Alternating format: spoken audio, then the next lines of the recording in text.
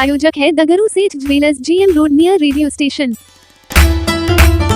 दरभंगा के संस्कृत विश्वविद्यालय के खेल मैदान में आयोजित 3 दिवसीय चंद्रगुप्त साहित्य महोत्सव में पहुंचे बिहार के राज्यपाल दीप प्रज्वलित कर किया कार्यक्रम का शुभारंभ। दरभंगा के संस्कृत विश्वविद्यालय के खेल मैदान में 3 दिवसीय चंद्रगुप्त साहित्य महोत्सव का आयोजन किया जा रहा है, जिसका उद्घाटन शुक्रवार को दिन के 11:15 पर बिहार के राज्यपाल के द्वारा दीप प्रज्वलित कर किया गया। इस मौके पर दरभंगा राज परिवार से जुड़े हुए युवराज कपिलेश्वर सिंह भी मौजूद थे, जिन्होंने बिहार के राज्यपाल राजेंद्र विश्वनाथ आर्लेकर को पाग, अंगवस्त्र एवं चित्र भेंट कर सम्मानित किया।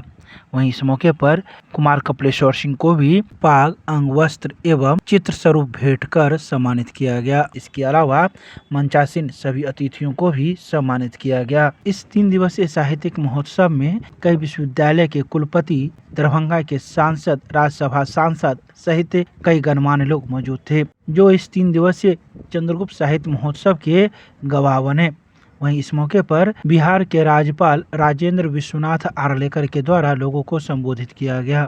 श्रीमान राजेंद्र विश्वनाथ आर्लेकर महोदय, राष्ट्रीय स्वयंसेवक संघ के माननीय सह प्रांत संचालक श्रीमान राजकिशोर जी, राष्ट्रीय स्वयंसेवक संघ के अखिल भारतीय सह प्रचार प्रमुख माननीय श्रीमान नरेंद्र नारायण ठाकुर जी, संयोजक चंद्रगुप्त साहित्य महोत्सव श्री राजेंद्र प्रसाद गुप्ता जी, साहित्य अकादमी के उपाध्यक्ष आदरणीय श्रीमती कुमुद शर्मा जी, राष्ट्रीय स्वयंसेवक संघ के क्षेत्र कार्यवाह माननीय मोहन सिंह जी, इस साहित्य महाकुंभ में भाग लेने वाले विज्ञान राष्ट्रवादी चिंतक, इस कार्यक्रम में विदेश जनक के मिथिला की पवित्र धरती समेत अन्य क्षेत्रों से आए सहभागी प्रतिनिधिगण तथा इस सभा के उपस्थित प्रिंट, विजुअल, इलेक्ट्रॉनिक मीडिया के बंधुगण, आप सबों का इस पावन मिथिला की धरती पर अभिनंदन और स्वागत करते हुए मुझे अपार हर्ष हो रहा है।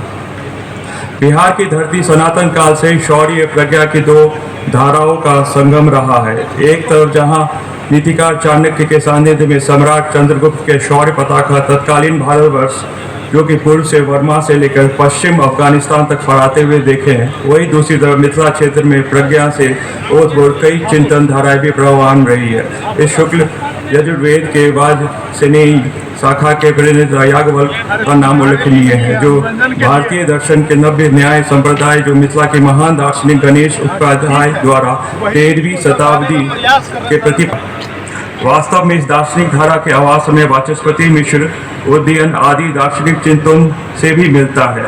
मंचस्थ महाभुनाव एवं अस्थि विद्युत सज्जन वेद यह कहते हुए मैं आनंदित हूँ कि आप सबों का स्वागत अभिनंदन में जिस परिसर में कर रहा हूँ, वह मेरे पूर्वजों ने अपने शाश्वत साधन विज्ञान परंपरा के बल पे ही अर्जित किया था। यह अलग बात है कि कालांतर में कंडरवी घाट सदृश कई स्थल भी मेरे पूर्वजों के शौर्य गाथा की साक्षी रहा है।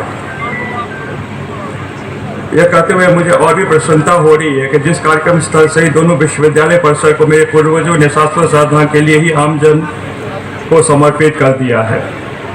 एतावता इस चंद्रगुप्त साहित्य महोत्सव के मुख्य विषय 100 के जागरण के क्रम में मिथिला के जो और मुख्य नाम उभरते हैं, उनमें मेरे पूर्वज महाराज महेश ठाकुर, कवि विद्यापति, मिश्र, भारती मैत्री, बिहार के अन्य विभूतियों को नमन करते हुए चंद्रगुप्त साहित्य महोत्सव के आयोजनों के प्रति आभार प्रकट करता हूँ। आपके हार्दिक स्वागत आছেন।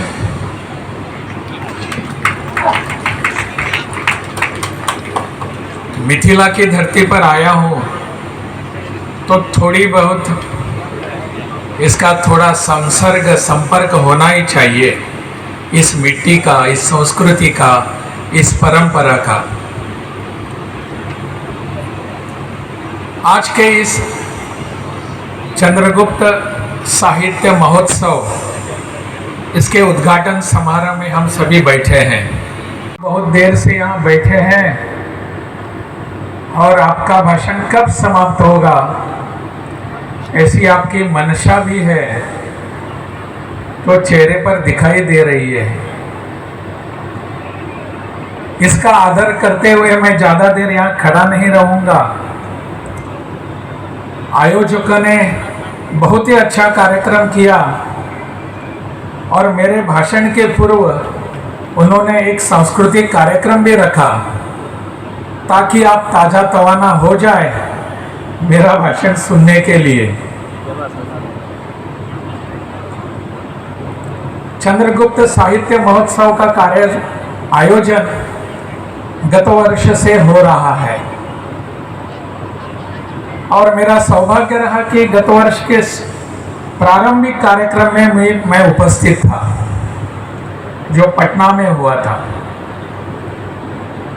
आज भी यह कार्यक्रम यहाँ हो रहा है। ऐसी ऐतिहासिक धरती पर मुझे युवराज कपिलेश्वर के साथ बैठने का सौभाग्य मिला, उनके राजवाड़े पर, उनके घर पर, निवास पर। तो उस समय भी बहुत सारी बातें ध्यान में आ गई कि यह धरती कितनी श्रेष्ठ है, कितनी समृद्ध है, और इसी को ध्यान में रखकर युवराज के अपने उनके पूर्वजों ने इस धरती की संस्कृति को, यहाँ की परंपराओं को, यहाँ के इतिहास को संजो कर रखने के लिए कितने बड़े प्रयास किए हैं। हम जिस परिसर में यहाँ यह कार्यक्रम कर रहे हैं, यहाँ 2 विश्वविद्यालय स्थित हैं और दोनों विश्वविद्यालय अपने अपने ढंग से यहाँ की शिक्षा को बढ़ावा दे रहे हैं, संस्कृति को आगे बढ़ा रहे हैं। और ऐसे इस पावन धरती पर, माहौल में, वातावरण में हम यह साहित्य सम्मेलन कर रहे हैं। इसको महोत्सव का कहा गया है। स्वाभाविक है, महोत्सव का अर्थ ये होता है थोड़ा उत्सवी वातावरण होता है, उत्सव भी होता है, उत्साह भी होता है। और उत्साह और उत्सव जब मिलता है तो हमारे देश के लोग इतने उछल जाते हैं कि मानो यह मेला हो गया है। मेरे पूर्व वक्ताओं ने इसको मेला का भी संबोधन दिया था, लेकिन मैं इसको सम्मेलन कहना चाहूंगा। मैं गोवा की धरती से आता हूं और उसके बगल में वहां महाराष्ट्र भी है। वहां अपनी भाषा के मराठी साहित्य सम्मेलन गोवा में भी होते हैं और महाराष्ट्र में भी होते हैं। उन सम्मेलनों में जाना, उनके वहां उपस्थित होना भी मेरा बहुत वर्षों से कार्यक्रम रहा है। एक विशेष व्यक्ति के तौर पर नहीं, साहित्य में रुचि रखने वाला एक साधारण व्यक्ति के रूप में इन सम्मेलनों में जाना चाहता हूं मैं। वहां के साहित्य सम्मेलन और यहाँ के साहित्य महोत्सव, इसमें बहुत सारे अंतर हैं। आयोजकों ने वहां के साहित्य महोत्सव के बारे में कुछ देखना पड़ेगा और यहाँ हम क्या कर सकते हैं, इस पर विचार भी करने की आवश्यकता है। मैं आपकी कार्यक्रम पत्रिका देख रहा था और कार्यक्रम पत्रिका में बहुत सारे विषय यहाँ अंतर्भूत किए गए हैं और इन सभी विषयों पर यहाँ चिंतन होने वाला है, मंथन होने वाला है, मनन होने वाला है। और इस पर आप सभी, कुछ सत्र तो समांतर सत्र भी हैं, परंतु आप अपना अपना विचार यहाँ रखेंगे। जो पिछले अनेक वर्षों का मंथन है, चिंतन है, और आने वाले समाज के लिए एक नवनीत देकर हम यहाँ से जाएंगे।